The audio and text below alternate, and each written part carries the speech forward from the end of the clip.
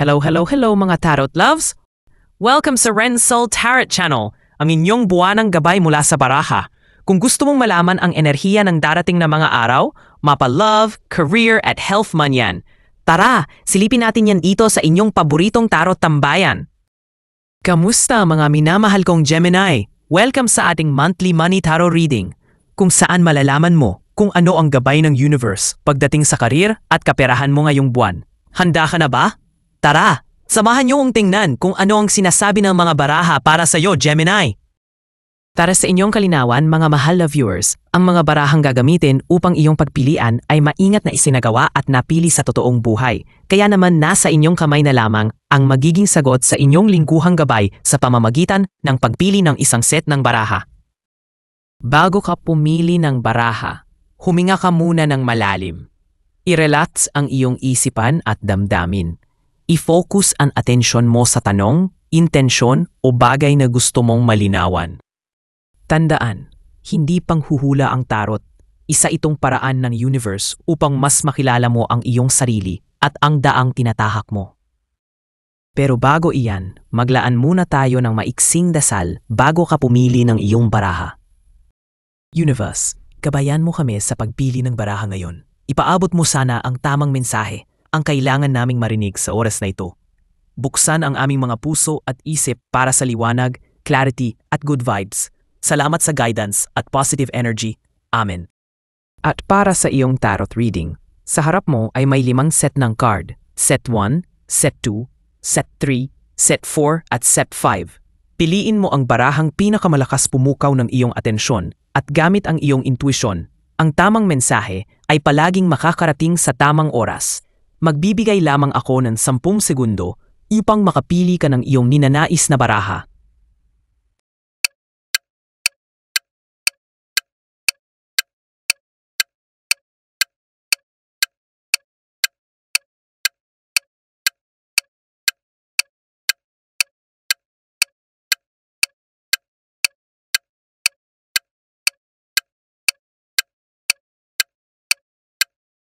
Mula sa puntong ito ay marahil nakapili ka na ng iyong ninanais na card. Tara, simulan na natin ang iyong reading. Para sa mga pumili ng set number 1, ang iyong napili ay Ten of Swords, Two of Cups, Four of Cups, Two of Swords.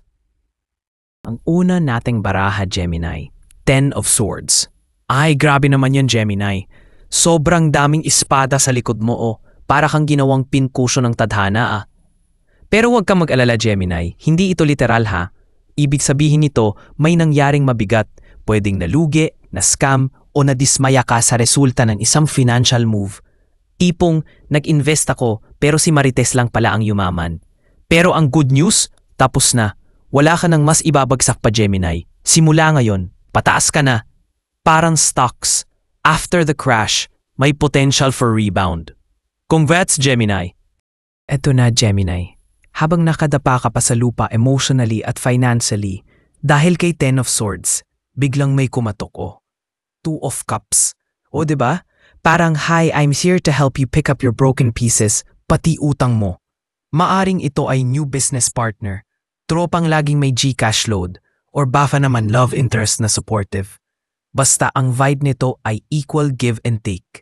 Hindi siya yung manghihingi ng share kahit wala pa kayong kita. Pero naku po, bumida naman si Four of Cups. Eto na naman si Gemini. Nakaupo, nakatingala at parang ayaw tanggapin ang opportunity na nasa harap niya. O, gusto mo ng bagong simula, Gemini? Ang sagot ni Universe, o eto, o. Pero ikaw naman si Chusi, pass muna. Hay nako, Gemini. Kapatid, baka naman hindi mo lang napapansin yung blessings kasi occupied ka pa sa pain ni Ten of Swords. Huwag mong antayin na ipagtulakan sa'yo ang swerte, ha. Baka kasi ma-offend si Universe at di ka na uli bigyan yan. At syempre, ang finale mo this month, Gemini, Two of Swords, yung classic ng di makapag-decide moment. Pera ba o passion? Bibitaw na ba sa toxic work o kakapit pa rin sa fake teamwork? Tipong kakain ba ako sa labas o magpapanggap akong chef sa bahay? Pero Gemini, tandaan mo ha, hindi ka pwedeng forever na lang na nakapause. Desisyon na lang ang kulang kasi may option na sa harap mo. Ayan, si Two of Cups na may new connection at new offer sa'yo. Pigilan mo yung energy mo kay Four of Cups ha. Yes, may risk. Pero minsan, ang yes na may kaba, yun ang magpapayaman sa'yo. Para naman sa mga pumili ng set number 2, ang iyong napili ay King of Cups, Queen of Pentacles, Three of Swords, Four of Pentacles. Imaginein mo ito, Gemini. Ikaw si King of Cups, ang guard ng self-control at emotional intelligence. Kalma ka lang. Chill. Marunong kang mag-handle ng pera emotionally. Hindi ka birada. Hindi rin galit sa sale. Marunong kang maghintay, Gemini.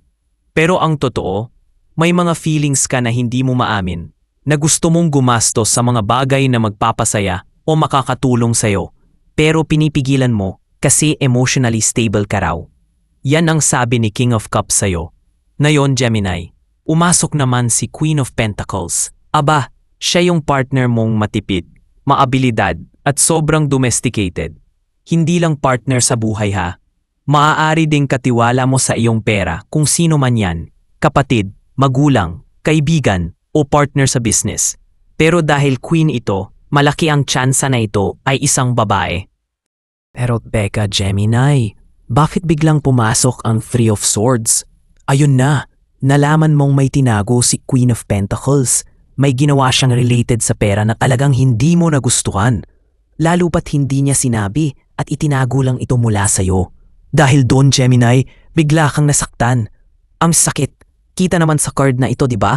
Parang silaksak sa puso, Gemini. Ay naku, Gemini. Kita mo na? Dito na pumapasok ang Four of Pentacles. Ang card ng paghawa o pagkapit. Kung sa pera, card ng pagiging kuripot at pagtitipid.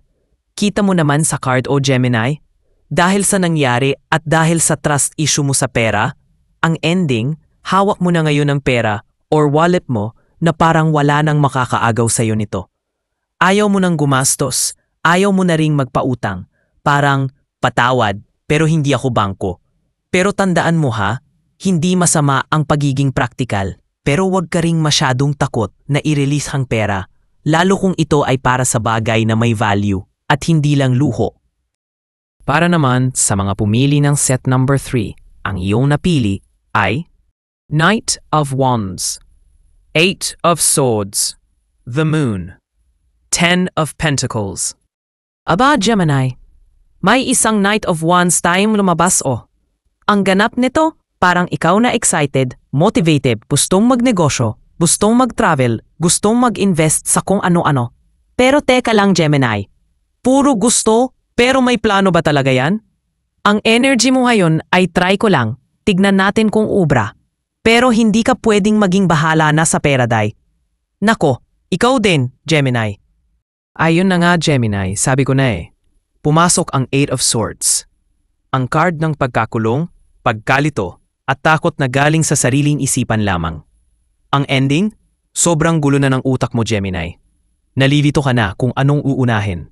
Bills, utang, puhunan, swimming ng tropa? Feeling mo parang trapped ka sa sitwasyon. Pero sa totoo lang, Gemini, ikaw din naman ang nadlagay sa sarili mo dyan Ikaw tong nag-invest sa kung ano-anong mabilis daw yayaman na nakita mo lang sa TikTok. At ayan pa, Gemini, lumabas din ang The Moon. Ang card ng kalituhan, ilusyon, takot at hindi malinaw na katotohanan. O diba? Support talaga siya sa pagkalito ni Eight of Swords. Ibig sabihin din yan, Gemini, may mga bagay din na hindi mo pa alam o ayaw mong harapin. Yung totoo, Gemini, may tinatago ka ba sa sarili mo? Baka may gastos kang ayaw mong itrack kasi ayaw mong harapin ang resibo? O baka naman masyado kang nagfa-fantasize ng millionaire life pero wala ka pang concrete na plano? Kasi kung ang goal mo ay maging milyonaryo pero wala kang budget plan, parang gusto mong mag-jump sa bangin at umaasang may safety net.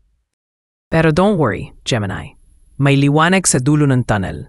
The Ten of Pentacles is here. Ang card ng kasaganahan, seguridad at tagumpay na hindi lang para sa sarili, kundi para sa buong pamilya.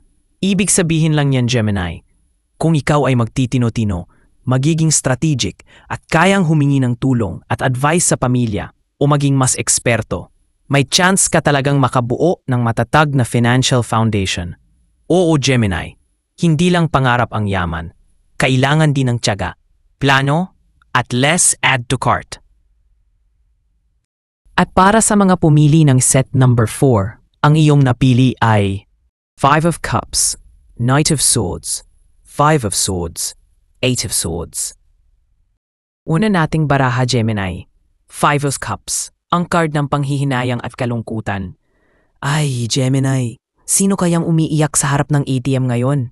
Ito yung energy ng pagsisisi. Baka may ginastos ka kamakailan na hanggang ngayon, pinadhihinayangan mo pa rin. Bumili ka ba ng air fryer na ginamit mo lang once? O yung online budol na akala mo piso sale pero scam pala? Ito yon o, nakatuon ka sa nawala pero hindi mo napapansin, may natitira pa sa'yo. Hindi pa huli ang lahat, Gemini. May laman pa yung GCash mo. Kahit pa kape lang. Pero syempre, hindi ka papatalo. Gemini yan eh.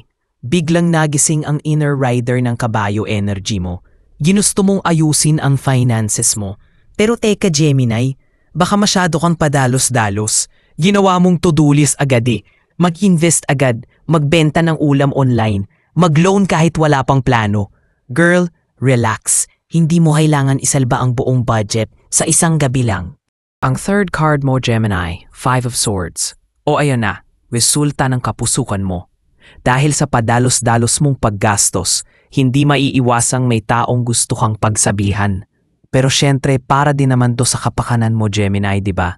Kaya kalma ka lang. Iwasan ang mga small argument na pwedeng humantong sa di pagkakaintindihan. Gemini, not everything is a debate. Lalo na pag pera ang issue. Di lahat ng laban kailangan panalunin. Minsan pride lang ang kalaban mo. Remember, Gemini, hindi lahat ng tagumpay ay worth it kung magulo ang konsensya mo. Tapos ayan na nga, Gemini. Hanggang sa nagkandalito-lito ka na. Ang dami mong gustong gawin, sabihin pero lahat sila sabay-sabay. Ang ending, wala kang magawa. Gemini, minsan ikaw lang ang pumipigil sa sarili mo. Hindi pera ang kulang, kundi clarity at focus. Siyempre, bawasan din ang pride. At oo, medyo self-control din. Kahit konti lang. Para naman sa mga pumili ng set number 4, ang iyong napili ay The Lovers, 7 of Swords, The Chariot, Page of Cups. Simulan natin sa The Lovers, Gemini. Hindi lang to tungkol sa love life ha, pera rin to. Sinasabi nito na may importanteng desisyon kang gagawin, lalo na tungkol sa pera. Meron kang 2 choices, magtiwala sa isang partnership o investment, o mag-isa ka na lang lumaban. Pero teka, Gemini, may 7 of Swords bigla, ang card ng pag-iingat, panlilinlang, pag-iwas at strategic na pag-isip. O diba, mukhang may padrama dito. May mga plano kang gustong itago o mga taong parang ninanakaw ang idea mo. Pwede rin to na ikaw mismo ay medyo nag-iingat. Sinasabi mo sa isip mo, Gemini, na, naku, wag sana nila malaman kung anong plano ko. Ngayong Gemini, biglang pasok si The Chariot, ang card ng tagumpay, determinasyon at kontrol. Yan din ang lakas ng loob, drive at focus. Kahit may nangyaring snake moves o intriga na dala nga ni 7 of Swords, handa ka pa ring magmaneho ng buhay mo, Gemini. Hindi ka basta-basta titigil. Parang nadadrive ka sa jeep na puno ng tao na nag-iingay, pero ikaw lang ang may hawak ng manibela. At syempre, may Page of Cups pa, Gemini, na nagpapahiwatig ng bagong oportunidad. Mukhang may pera kang pwedeng mapakinabangan sa creative or emotional na paraan. Parang bigla kang binigyan ng gift o idea na kakaiba. Kaya huwag ka magtaka kung may magbibigay sa iyo ng sorpresa. Baka kahit regalo pa yan. At ayan na nga, Gemini, ang iyong tarot money reading para sa mga araw na ito. Sana'y nakatulong ito upang bigyan ka ng gabay at inspirasyon sa mga darating na araw. Tandaan, ikaw pa rin ang may hawak ng iyong kapalaran. Gamitin mo ang mga mensaheng ito bilang ilaw sa iyong landas. Kung nakaresonate sa iyo ang reading na ito, huwag kalimutang i-like, i-share, mag-subscribe at i-click ang notification bell para sa mga susunod pang readings. Muli, ito ang Renz Soul Tarot Channel. Maraming salamat sa panunood at magkita-kita tayo muli sa susunod na readings. Ingat ka palagi, Gemini.